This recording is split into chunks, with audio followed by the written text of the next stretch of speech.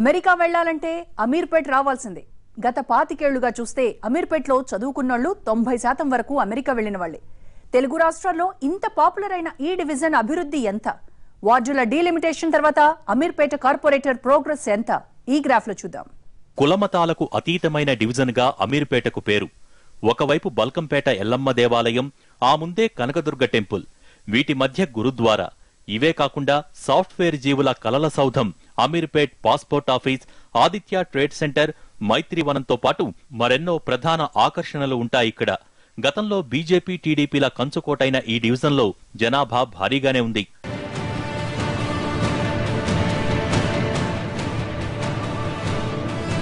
గత కార్పొరేషన్ ఎన్నికల్లో అమీర్పేట్ డివిజన్లో 27,000 మంది ఓటర్లు మాత్రమే ఉండేవారు. డివిజన్ 98గా ఉన్న ఈ డివిజన్లో డీలిమిటేషన్ కారణంగా ఓటర్ల సంఖ్య 55,000కు పెరిగింది. ఎస్సీ బీసీలు ఎక్కువగా ఉండే ఈ ప్రాంతం ఇప్పుడు హైదరాబాద్ హాట్ కమర్షియల్ లొకేషన్లలో ఒకటి. బల్కంపేటలోని కొన్ని బస్తీలు, బేగంపేటలోని మరికొన్ని ప్రాంతాలు అమీర్పేట్లో విలీనమయ్యాయి. గంగూభాయ్ బస్తీ, కుమ్మర బస్తీ, బల్కంపేట, లీలానగర్, గురుమూర్తినగర్ లాంటి మాస్ ఏరియాలు, వీటితో పాటు Dharamkaram road, Shivbagh colony, Methodist colony, Shantibagh apartments, SR Nagar, SRT colony లాంటి క్లాస్ కాలనీలు ఉన్న ఈ డివిజన్లో అభివృద్ధిపై అందరి దృష్టి నిలుస్తోంది.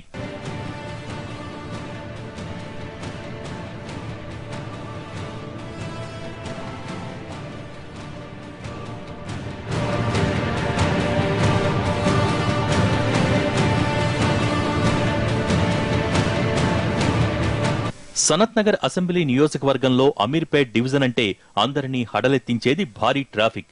మెయిన్ రోడ్లు ఉన్న ఈ డివిజన్లో ఎన్నో చోట్ల ఇరుగ్గా ఉండటంతో ట్రాఫిక్ నరకం చూపిస్తుంది. బల్కంపేట, ధరంకరం రోడ్, ఎల్లమ్మ టెంపుల్, గురుద్వారా దగ్గర డివైడర్లు ఉన్నా ట్రాఫిక్ పద్మవ్యూహాన్ని ఛేదించడం అతిపెద్ద పరీక్ష. ఏళ్ల తరబడి మెట్రో పనులు సాగుతూనే ఉండటంతో వర్షం పడ్డప్పుడు రోడ్డు మీదకెందుకొచ్చాన్రా భగవంతుడా అనిపిస్తుంది. అసలు ఈ ప్రాంతంలోని ట్రాఫిక్ సిటీలోనే ఓ పెద్ద టాపిక్. మెట్రో పనులను తిట్టుకోకుండా ఈ రోడ్డు మీద ప్రయాణించడం కష్టం. డివిజన్లో వేల సంఖ్యలో ఐటీ కోచింగ్ సెంటర్లు, వందలాది విద్యాసంస్థలు ఉన్నాయి. భారీ షాపింగ్ మాల్స్, 5 స్టార్ హోటల్ నుంచి బడ్డీ కొట్టు వరకు ఉన్నాయి. 2 రాష్ట్రాల నుంచి వచ్చిన వేలాది మంది విద్యార్థులు, ఉద్యోగులు తిరుగుతూ కనిపిస్తారక్కడ. వీళ్ల కోసం హాస్టళ్లు, పేయింగ్ గెస్ట్ హౌస్లు వెలిశాయిక్కడ. అనధికారికంగా 1500కు పైగా హాస్టళ్లు ఉన్నాయంటే పరిస్థితి ఏ విధంగా ఉందో తెలుసుకోవచ్చు. వీటికి ఎలాంటి పనులు ఉండకపోవడంతో రోజుకో కొత్త హాస్టల్ పుట్టుకొస్తోంది. హాస్టళ్ల మాఫియా, విద్యాసంస్థలు, జీహెచ్ఎంసీలోని ఓ కీలక నేత గుప్పెట్లో పెట్టుకోవడంతో పోలీసులు చేతులెత్తేశారు. హోటళ్లు, రెస్టారెంట్లపై దాడులు చేయటంలో ఉత్సాహం చూపిన జీహెచ్ఎంసీ, శానిటేషన్ అదెందుకో తెలీదు ఇక్కడి హాస్టళ్లను మాత్రం లైట్ తీసుకుంటాయి. అంతేకాదు, ఈ హాస్టల్స్ వల్ల డ్రైనేజీ సమస్య తీవ్రంగా ఉంటే బల్దియాలోని శానిటేషన్ బాసులు కంట్రోల్ చేయలేకపోతున్నట్టు తెలుస్తోంది. గత 15 ఏళ్లలో ఎన్నడూ లేని విధంగా హాస్టళ్ల సంఖ్య భారీగా పెరగటంతో డ్రైనేజీతో పాటు చెత్తా చెదారం పేరుకుపోతోంది. మైత్రివనం వీధుల్లో మాత్రమే శుభ్రం చేసి చేతులు దులుపుకుంటున్నారు సిబ్బంది. దీంతో ఈ సమస్య తలెత్తుతోంది. హాస్టల్స్, ఇతర విద్యాసంస్థలు డ్రైనేజీ కంట్రోల్ చేయటానికి సిల్ట్ ఛాంబర్లు కట్టుకుంటే భవిష్యత్తు భయానకమేనని తెలుస్తోంది. కాలనీలతో బస్తీలకు ఈ మురుగు పారుతోంది. కార్పొరేటర్ పదే పదే వచ్చి చూడటం వల్ల ప్రయోజనం లేదని, శాశ్వత పరిష్కారం చూపాలని కోరుతున్నారు. ఒకటే ఇట్లా పొలం వచ్చేస్తాయి, ఈ మోకాళ్ళ మంట వచ్చేస్తాయి నీళ్లు. అప్పుడు చాలా ఇబ్బంది పడవలసి వస్తుంది, ఇంట్లోకి వచ్చేస్తాయి నీళ్లు. మరి అప్పుడు ఇబ్బందే కదా మాకు. ఇక పిల్లలు చెప్తూనే ఉన్నారు, ఏదో ఒకటి చేయిస్తూనే ఉంటారు. కానీ అవి ఈ డేనిస్ ఓర్పులు అయ్యి మనకు ఎక్కువ వచ్చేస్తున్నాయి. అవి సాఫ్ చేసుకుంటే ఇక్కడ రావండి నీళ్లు. వర్షం వచ్చినప్పుడు ఇబ్బంది ఉంటుంది. ఎలక్షన్ టైంలో ఏమేం చెప్తున్నారు? చేస్తారమంటారు. వాళ్ళు గెలిచిన తర్వాత వాళ్ళంటే మేము ఇటు చేస్తాము, మీరు గెలిచేదాకా చేస్తామంటారు. ఎవరు ముందు సమస్యలు ఉన్నాయి? వర్షం పడ్డప్పుడు చాలా ఇబ్బందిగా ఉంటుంది. చాలా అంటే ఇబ్బంది ఉంటుంది. లోపలికి వచ్చేస్తాయి నీళ్ళు. మొన్నటిసారి అయితే బియ్యం అన్నీ తడిసిపోయినాయి. చాలా ఇబ్బంది. గిన్నెలన్నీ అలానే మొత్తం పైకి వచ్చేసి. అమీర్పేట నాలా నుంచి వచ్చే మురుగునీటితో వర్షాకాలంలో నానా తిప్పులు పడుతున్నారు ఇక్కడి జనం. బీజేఆర్ నగర్, రేణుకనగర్ తో పాటు పలు లోతట్టు ప్రాంతాల్లోకి వరద నీరు వచ్చి చేరుతోంది. సమస్యను కార్పొరేటర్ దృష్టికి తీసుకువెళ్లింది కార్పొరేటర్ గ్రాఫ్. ఇక్కడ పర్యటించేలా చేసింది. బడాబాబులు వీధులను కబ్జా చేసి ఇళ్లు వాకిళ్లు నిర్మించడంతో నాలా నీటి ప్రవాహానికి ఇబ్బందిగా ఉంది. మొత్తం ఇక్కడ దాకా వచ్చేస్తుంది వాటర్ వచ్చేసిన దాకా ఇంట్లో కూడా వాటర్ వచ్చేస్తుంది మొత్తం. ఎందువల్ల అంటే ఈ కొద్దిగా అప్పుడు ఇది రోడ్డు ఉండే మనకు చిన్నగా మంచి అంత గల్లీ ఉంటుండే మనకు ఏర్పాటు ఉంటుండే మనకు. ఇప్పుడు ఏమైపోయిందంటే వాళ్ళు ఏం చేసినారంటే సగం కూడా కట్టేసారు. కట్టేసి ఇట్లా వాళ్ళు కబ్జా చేసి ఇట్లా చాలా పెద్ద కేసు అయిన ఉండే. అప్పుడు పోలీస్ కంప్లైంట్ ఇచ్చారు 1 అనమాట. అప్పుడు సార్తో మాట్లాడతాం 1 అయితే ఓకే 1 ఏం లేదని చెప్పి ఇంత కొద్దిగా గల్లీ ఇప్పించాడు. అయినా మళ్ళీ ఎక్కువ ఫ్లోటింగ్ ఎక్కువైంది అనుకోండి, మొత్తం వాటర్ వచ్చేస్తుంది ఇంట్లోకి వెళ్ళిపోతాయి. భరించలేక మొత్తం కొద్దిగా రంధ్రం కూడా కొట్టాము అక్కడ. మేడంతో కూడా మాట్లాడాం. మేడం ఏమన్నది అంటే సరే మీకు కమిషనర్ పిలిపించారు, మాట్లాడింది మేడం కూడా మాట్లాడింది, ఏం ప్రాబ్లం లేదు మేము మాట్లాడేసి ఏదో ఒకటి హాఫ్ ఆఫ్ ద కూడా ఇప్పించేస్తా అనేసి మాకు మేడం చెప్పింది. మాకు ఏంటంటే డ్రైనేజ్ సమస్య అండి. ఈ డ్రైనేజ్ నీళ్ళు వెళ్ళి అక్కడ కలుస్తుంది. 100 ఫ్లోర్స్ది ఇందులో కలుస్తుంది. వచ్చేందుకు ఇవన్నీ బ్లాక్ అయ్యి ఇవన్నీ నీళ్ళు ఇక్కడ డ్రైనేజ్ నిండిపోతున్నాయి. ఇవన్నీ మునిగిపోతాయి కూడా చాలా వరకు. మేడం చెప్పాము, మేడం చెప్తే అన్నీ క్లియర్ చేస్తానన్నారు. అమీర్పేట నాలా నుంచి వచ్చే మురుగునీటితో దినదినగండంగా బతుకుతున్నారు రేణుకానగర్ వాసులు. స్థానిక గ్యాస్ ఏజెన్సీకి చెందిన గ్యాస్ గోడౌన్ ఉందిక్కడ. దీని కారణంగా ఎప్పుడే ప్రమాదం ముంచుకొస్తుందో తెలియక అల్లాడుతున్నారు స్థానికులు. భారీ వాహనాలు రాకుండా ఐరన్ కమాన్ ఏర్పాటు చేసినా వీటిని లాగిపడేయటంతో వర్షాకాలంలో షార్ట్ సర్క్యూట్ ప్రమాదాలేర్పడే అవకాశముందని తెలుస్తోంది. గోడౌన్ ఇక్కడి నుంచి ఎంత త్వరగా తరలిస్తే అంత మంచిది. ఎందుకంటే ఈ పక్కనే ఉన్న ట్రాక్ పై రైళ్లు కూడా వెళ్తుంటాయి. ఏదైనా ప్రమాదం సంభవిస్తే దాని తీవ్రత ఎక్కువగా ఉండే అవకాశముంది. ఈ గోడౌన్ ని ఇక్కడి నుంచి తరలించాలి అన్నది కొన్నేళ్లుగా వినవస్తున్న డిమాండ్. అంతేకాదు ఇక్కడ గోడ నిర్మించి తమను దొంగల బారి నుంచి కూడా తప్పించాల్సిందిగా కోరుతున్నారు ఇక్కడి వారు. వర్షం వస్తే చాలా నిండిపోతుంది సార్. వర్షము చాలా ఎంత అంటే ఒక వరదలాగా వస్తుంది వర్షం మొత్తము. కానీ నీళ్లు పోవడానికి సరి అయిన సౌకర్యం లేదు ఇక్కడ యాక్చువల్గా. ఇది రెండోది మొత్తము ఎర్రగడ్డ నుంచి సనత్ నగర్ నుంచి ఇక్కడ వాటర్ ఒక ఫ్లోట్గా వస్తుంది మొత్తం. ఎందుకంటే ఇది డౌన్ ఏరియాలో ఉంది కాబట్టి నాల గురించి ఎన్నిసార్లు చెప్పాను కానీ అధికారులు సరిగా పట్టించుకుంటలేరు. ఈ నాలుగు తొందరగా ఒక లెవెల్గా చేసి నీళ్లు పోయేటట్టు చేస్తే బాగుంటుంది. దాంతోపాటు ఈ రోడ్డు కూడా వేస్తే చాలా బాగుంటుందని మేము అనుకుంటున్నాము. కార్పొరేటర్ గారు చెప్పాము, 2-3 సార్లు చెప్పాము ఆల్రెడీ. ఆమె కూడా ఆశ్వాసన ఇచ్చింది ఏంటంటే ఈసారి కంపల్సరీ అయిపోతుంది అని. కొన్ని 10 కూడా కొద్దిగా మొదలైనట్టు కనిపిస్తుంది. వర్షం వచ్చినందుకు ఆగిపోయినట్టు కనబడుతుంది. ఇది గోడం దిగ్గర చాలా ప్రాబ్లమ్స్ వస్తున్నాయి. ఎప్పుడు ఏమైతే తెలియదు. మొన్న వాటర్ వచ్చి ఫుల్ నిండిపోయింది ఇక్కడంతా. లారీ ఆగిపోయింది. ఏ కరెంట్ వైర్ పడ్డా ఏమైనా ఎలా ఉంటుంది చెప్పండి మీరు. ఈ రోడ్లో లారీ వస్తుందంటే ఇలా అవుతుంది. ఇట్లా సౌండ్, ఆ సౌండ్కే లేచి పడుకున్న వాళ్ళు లేచి బయటకు వచ్చి చూడాలి. ఇది కార్పొరేటర్ అందరికీ కంప్లైంట్ చేశాం, గొడవలు చేశాము. గోడ పెట్టారు లారీ రావద్దని. అది ఏం ఇంప్లేస్ యూజ్ చేశారో ఏం చేశారో ఎవరికి తెలియదు. మళ్ళీ తీసేశారు. అది ఏం సమస్య అర్థం అవ్వట్లేదు. కానీ ఎవరు పట్టించుకుంటలేరు. దీని గురించి అస్సలు ఎవరు పట్టించారు. ఎస్ఆర్ నగర్ కమ్యూనిటీ హాల్ పునరుద్ధరణ కాంగ్రెస్ టీఆర్ఎస్ నేతల హామీల మధ్య నలుగుతోంది. కమ్యూనిటీ హాల్ చుట్టూ రక్షణగా భారీ ప్రహరీ గోడను కట్టించినా లోపలి పునరుద్ధరణ పనులు ముహూర్తం కోసం ఎదురుచూస్తున్నాయి. ఇక నేచర్ ఆసుపత్రి పక్కనే ఉన్న గవర్నమెంట్ స్కూలు రోడ్డు మొత్తం మురుగునీటితో నిండిపోయింది. అధికారులు సమస్యలను ఎంతమాత్రం పరిష్కరించటం లేదు.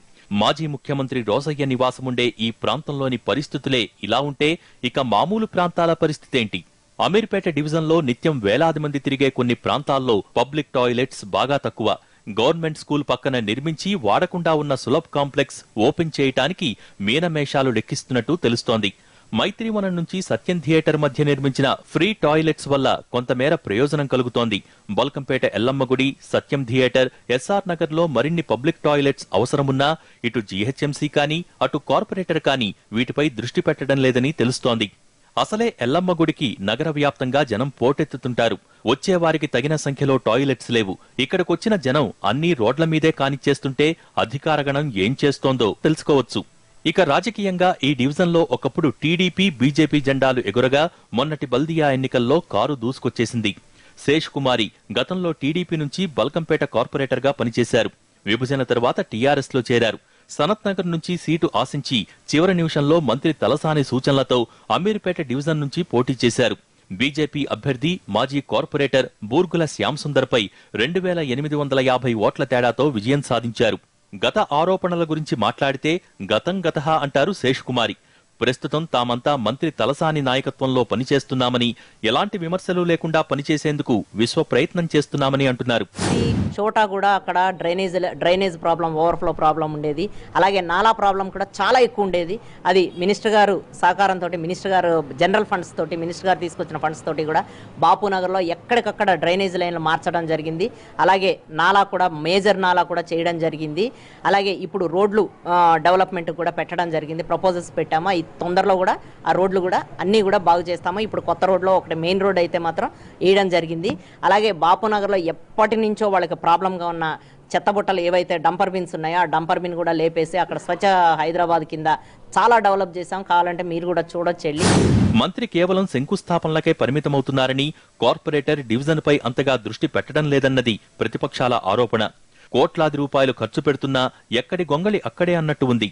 తమ హయాంలో స్టేడియంలు, కమ్యూనిటీ హాల్స్ ను నిర్మించామని, ఇప్పుడేవీ కనబడటం లేదని అంటున్నారు స్థానిక బీజేపీ నేతలు. మాత్రం చాలా శూన్యత, కేవలం ప్రచార ఆర్భాటాలు మాత్రం జరుగుతున్నవి. ఏంటంటే ఇనాగ్రేషన్ చేయడం, రాళ్ళు పాతుకోవడం, కానీ ఎక్కడ వర్క్ అవుతున్నట్టు మాత్రం కనిపించట్లేదు.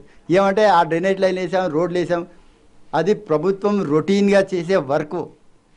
ఎందుకంటే ఏ ప్రభుత్వ డిపార్ట్మెంట్ అయినా, వాటర్ వర్క్స్ కానివ్వండి, మున్సిపల్ కార్పొరేషన్ కానివ్వండి, వీళ్ళెవరు ఏ ప్రజాప్రతినిధి లేకపోయినా అభివృద్ధి కార్యక్రమాల్లో అధికారులు చర్య తీసుకుంటారు. ఎందుకంటే రోడ్లు పడని ఎంటర్ చేస్తారు. ఈ కార్పొరేటర్లు, ఎమ్మెల్యేలు చేయవలసినంత అవసరం లేదు వాటి.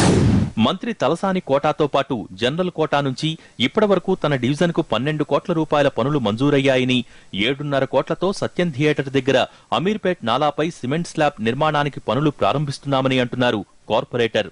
వీటితో పాటు జేబీఆర్ నగర్, బాపునగర్, కుమ్మరబస్తీ, బల్కంపేటలో 3 చోట్ల మంత్రి కోటా నిధులతో అంగన్వాడీ కేంద్రాల కోసం స్థల సేకరణ పూర్తయిందని, రోడ్ల విస్తరణలో భాగంగా గురుద్వారా రోడ్డులో ఫుట్పాత్ పై ఉన్న అక్రమ షాపులను తొలగిస్తున్నట్టు చెబుతున్నారు కార్పొరేటర్ శేష్ కుమారి. 4.7 crores పెట్టి అక్కడ నాలా విస్తరించడం జరుగుతుంది. ఆ నాలా మీద స్లాబ్ వేయడం కానీ, నాలా విస్తరించి ఎటువంటి ప్రాబ్లం కూడా ఫ్యూచర్లో రాకుండా అది మినిస్టర్ గారు చేయడం జరిగింది.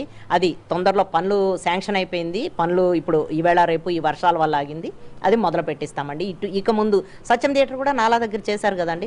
మొత్తం అంతా డీసిల్డ్ చేయడం కానీ, దాన్ని బాగు చేయడం కానీ మొన్నే ఒక 2 months బ్యాక్ కబులు సత్యం అక్కడ మైత్రివనం దగ్గర కూడా చేయడం జరిగింది.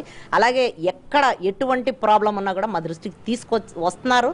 అలాగే తీసుకురాని ప్రాబ్లమ్స్ కూడా మేమే స్వయంగా వెళ్ళి చేయడం జరుగుతుందండి.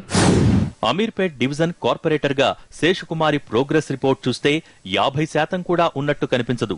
సమస్య ఉందని తెలిస్తే వెంటనే వస్తారు కానీ శాశ్వత పరిష్కారం చూపటం లేదని ఆరోపిస్తున్నారు.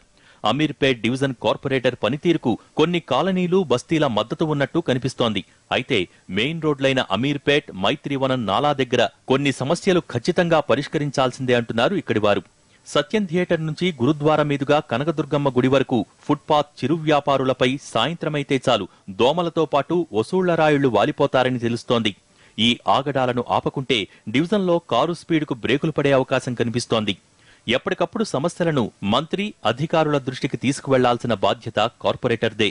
శేషకుమారి గతకాలపు ఆరోపణల నుంచి బయటపడాలంటే డివిజన్ అభివృద్ధి అనివార్యంగా కనిపిస్తోంది.